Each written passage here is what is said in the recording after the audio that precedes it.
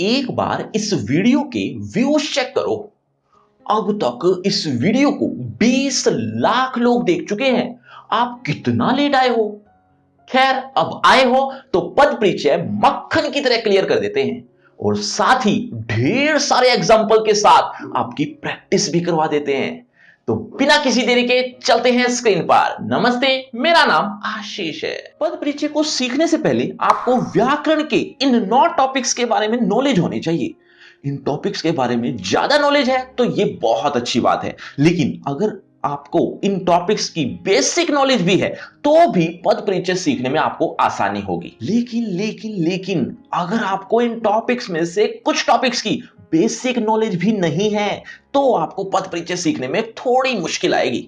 अब एक बार जल्दी से कमेंट बॉक्स में बता दो कि इनमें से आपको कितने टॉपिक्स की कम से कम बेसिक नॉलेज तो है। इन टॉपिक्स को आप ट्रिक के साथ आसानी से समझना चाहते हैं तो डिस्क्रिप्शन बॉक्स में एक लिंक दिया है। लिंक का नाम रखा है free crash course of Hindi व्याकरण। इस नाम से आपको एक लिंक मिलेगा जिसमें आपको ये सारे टॉपिक्स देखने को मिल जाएंगे। जो आप देखना चाहें वो आप देख लेना, समझ लेना। अब पद परिचय, ये पद क्या है बच्चों?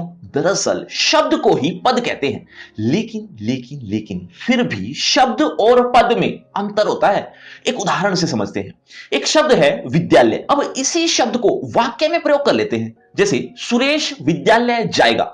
यहां आपको विद्यालय 2 बार दिख रहा है, 2 बार, एक बार स्वतंत्र रूप में और एक बार वाक्य में। जो स्वतंत्र रूप में विद्यालय लिखा है वह कहलाएगा शब्द और जो वाक्य में प्रयुक्त हो जाए वह कहलाएगा पद। और सिर्फ विद्यालय ही नहीं, कोई भी किसी भी तरह का शब्द हो, चाहे वो विद्यालय हो या कोई और, अगर वो स्वतंत्र लिखा है तो वह शब्द कहलाएगा और अगर वह वाक्य में आ गया तो वही शब्द पद बन जाता है। जैसे इसी वाक्य में देखें तो सुरेश विद्यालय और जाएगा, ये 3 पद हैं। आपको पद तो समझ में आ गया। अब पद परिचय, पद का व्याकरणिक रूप से परिचय देना ही पद परिचय कहलाता है। व्याकरणिक रूप से मतलब व्याकरण की दृष्टि से। और आसान शब्दों में समझाऊं तो जिस शब्द का आपसे परिचय पूछा जाए तो आपको यह बताना है कि वो शब्द संज्ञा है, सर्वनाम है, विशेषण है, क्रिया है या कौन सा लिंग है, कौन सा वचन है, वगैरह वगैरह वगैरह। इस तरह की चीजें आपको बतानी होती हैं। तो इस तरह से आप बताओगे तो आपका पद का व्याकरणिक रूप से परिचय देना कहलाएगा। अब एक बात ध्यान से सुनो, हर शब्द में लिंग, वचन, कारक ये नहीं मिलेंगे। आपको हर शब्द में ये सारी चीजें नहीं लिखनी, आपको तो कुछ चीजें ही लिखनी है। अब आप सोच रहे होंगे कि किस शब्द में कौन सी चीजें कितनी कितनी लिखनी है, ये हमें कैसे पता चलेगा? तो बच्चों, इसी के लिए तो एक मजेदार ट्रिक है, आइए देखते हैं। ये 5 लाइन है, इन्हें आपको याद करना है। 2-3 बार पढ़ोगे तो याद हो जाएगा। जब भी आप किसी पद का परिचय दे रहे हो, मतलब किसी भी शब्द का पद परिचय देंगे तो आपको इन्हें यूज करना है। कैसे? आइए उदाहरण से समझते हैं। जैसे सोनिका बाजार से सामान लाई। अब इस वाक्य में हमें सोनिका शब्द का पद परिचय देना है। एग्जाम में आपको जिसका भी पद परिचय देना होगा आपको इसी तरह से अंडरलाइन शब्द मिल जाएगा। तो अब सोनिका शब्द का पद परिचय देखो, सोनिका शब्द संज्ञा है, जैसा कि आपको पहले से ही पता है। तो हमें वही लाइन देखनी है जहां संज्ञा लिखा हुआ है। इसमें पहला शब्द संज्ञा है तो इसका मतलब है हमें यहां संज्ञा का भेद लिखना है। संज्ञा के 3 भेद होते हैं, उनमें से ये व्यक्तिवाचक संज्ञा है। और अब हमें दूसरे नंबर पर लिंग लिखना है। चूंकि ये स्त्रीलिंग है इसीलिए यहां कोमा लगाकर स्त्रीलिंग लिख लिया। अब वचन, एक वचन है क्योंकि सोनिका तो एक है इसलिए यहां एक वचन लिख लिया। आखिर में बचा कारक। कारक कौन सा है? कर्ता कारक। इस तरह से सोनिका का पद परिचय पूरा हो जाएगा। अब तक आपको थोड़ा थोड़ा तो समझ में आ गया, अभी और अच्छे से आने वाला है, देखते जाइए बस। लेकिन अगर आप ये सोच रहे हो कि ये व्यक्तिवाचक संज्ञा कैसे हुई या ये कर्ता कारक कहां से आ गया या कैसे आया, तो आपको कारक या फिर उस पर्टिकुलर टॉपिक को समझने की जरूरत है जो आपको समझ में नहीं आ रहे। हर टॉपिक का लिंक आपको डिस्क्रिप्शन बॉक्स में मिल जाएगा, देख लेना। अब आपसे एक प्रश्न, पद का दूसरा नाम क्या बताया था मैंने? एक बार जल्दी से कमेंट करके बताओ, देखते हैं कितने बच्चे ध्यान से सुन रहे हैं। अब एक बात और ध्यान से सुनो, पद के 5 भेद होते हैं, वो है संज्ञा, सर्वनाम, विशेषण, क्रिया और अव्यय।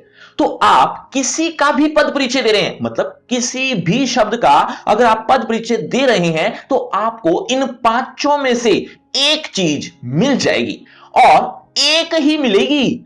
ऐसा कभी नहीं होगा कि कोई शब्द इन 5 में से कुछ भी नहीं है या फिर कोई शब्द इन 5 में से 2 चीज हो, ऐसा कभी नहीं होगा। आपको इन 5 में से एक ही चीज मिलेगी और पक्का पक्का मिलेगी। तो आपको किसी भी पद का पद परिचय देते समय सबसे पहले यही छांटना है कि वह इन 5 में से कौन सा है। क्यों? क्योंकि इनमें से आपने एक चीज छांट ली तो बाकी चीज जो इसके पीछे लिखी हुई है वो पता चल जाएंगी हमें कौन सी लिखनी है। एक और उदाहरण से आपको अच्छे से समझ में आ जाएगा। देखो, आकाश पत्र लिखता है, इसमें लिखता है का पद परिचय देना है।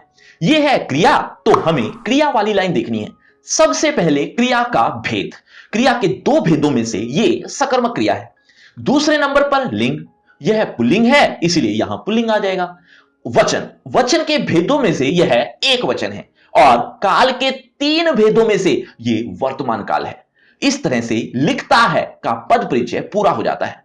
अब यह कोई जरूरी तो है नहीं कि आप इसी क्रम में लिखें, मतलब आप काल को सबसे पहले भी लिख सकते हैं या फिर दूसरे नंबर पर भी, या ये वचन और लिंग आप आगे पीछे भी कर सकते हो। मतलब जैसा भी आपको क्रम पसंद हो उसी क्रम में आप लिख सकते हो। ऐसा कोई जरूरी नहीं है कि इसी क्रम में ही ऐसे ही लिखना है एज इट इज। बच्चों, इस वाक्य में कितने पद हैं एक बार जल्दी से कमेंट करके बता दो। देखना चाहता हूं कितने बच्चे पहचान पाते हैं। एक उदाहरण और देखो, मैंने काला घोड़ा देखा। इसमें काला शब्द का पद परिचय देना है।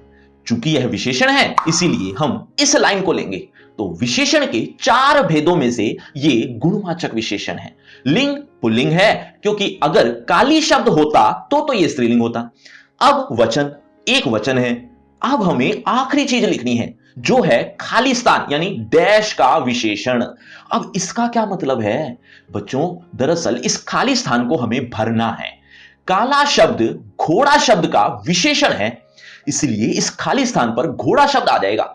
यह बना घोड़ा का विशेषण। क्योंकि हम काला शब्द का पद परिचय दे रहे हैं तो हमने यह भी बता दिया कि यह काला शब्द घोड़ा का विशेषण है।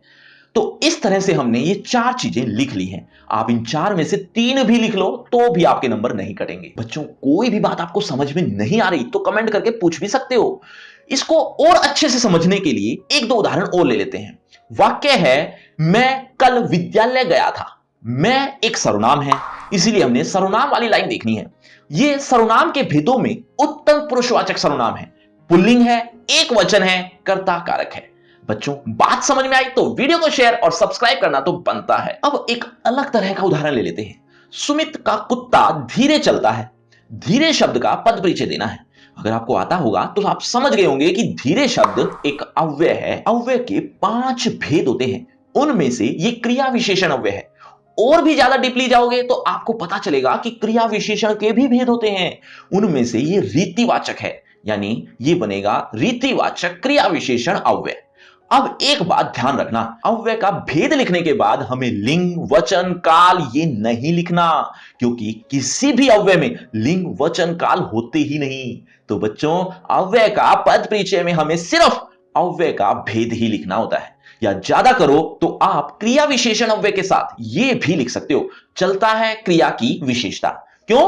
क्योंकि चलता है क्रिया है और इस क्रिया की विशेषता है धीरे। तो हमने ये भी बता दिया कि चलता है क्रिया की विशेषता है क्या? धीरे, क्योंकि धीरे का ही पद परिचय दे रहे हैं हम, जैसे हमने विशेषण वाली लाइन में हमने लिखा था, बिल्कुल वैसे।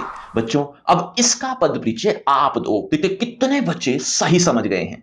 अब तक आपको पद परिचय का कॉन्सेप्ट क्लियर हो गया, लेकिन अब आपको प्रैक्टिस की जरूरत है। और प्रैक्टिस के लिए इजी एंड हार्ड दोनों तरह के एग्जांपल्स आपको डिस्क्रिप्शन बॉक्स में मिल जाएंगे एक लिंक के माध्यम से।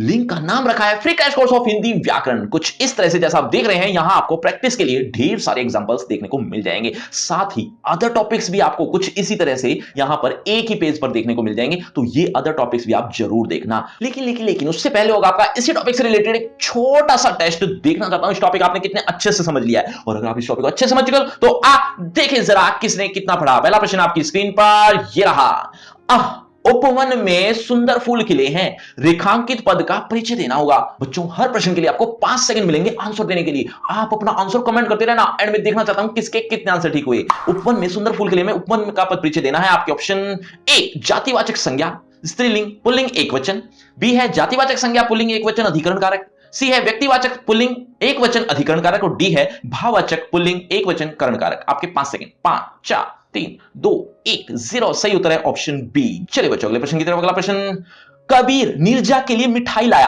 रेखांकित पद का परिचय देना है, नीरजा का पद परिचय देना है। आपके ऑप्शन आपकी स्क्रीन पर। ए भाववाचक, बी पुरुषवाचक, सी जातिवाचक व्यक्तिवाचक, सॉरी डी व्यक्तिवाचक संज्ञा। 5 4 3 2 1 0 सही उत्तर है ऑप्शन डी व्यक्तिवाचक संज्ञा। चलिए बच्चों अगले प्रश्न की तरफ। अगला प्रश्न, यह घड़ी मेरे छोटे भाई की है। वाक्य में रेखांकित पद मतलब छोटे का पद परिचय देना है। आपके ऑप्शन, ए प्रविशेषण, बी सार्वनामिक विशेषण, सी जातिवाचक, डी गुणवाचक। 5 4 3 2 1 0 सही उत्तर है ऑप्शन डी। चलिए बच्चों अगले प्रश्न की तरफ। अगला प्रश्न, संसार में सदा सुखी कौन रहता है। संसार में का पद परिचय देना है। आपके ऑप्शन, ए जातिवाचक संज्ञा एकवचन, बी व्यक्तिवाचक संज्ञा बहुवचन, सी पुरुषवाचक सर्वनाम बहुवचन, डी जातिवाचक संज्ञा बहुवचन। 5 4 3 2 1 0 सही उत्तर है ऑप्शन ए जातिवाचक संज्ञा एकवचन। तो बच्चों ये है आपका रिपोर्ट कार्ड, ध्यान से देख लीजिए, पढ़ लीजिए। और हां, आपके टोटल मार्क्स कितने हैं ये कमेंट करना मत भूलना। और आपकी क्लास से रिलेटेड एक फ्री क्रैश कोर्स आ गया है जो कि बिल्कुल फ्री है। लिंक आपको डिस्क्रिप्शन बॉक्स में सबसे ऊपर मिल जाएगा। यहां आपको सारे topics A to Z trick के साथ समझने के लिए मिल जाएंगे, तो जरूर क्लिक करना। और अगर आपको मुझसे पर्सनल बातचीत करनी है तो सभी सोशल मीडिया के लिंक डिस्क्रिप्शन बॉक्स में आ जाइए, बातचीत करते हैं। शुक्रिया, धन्यवाद।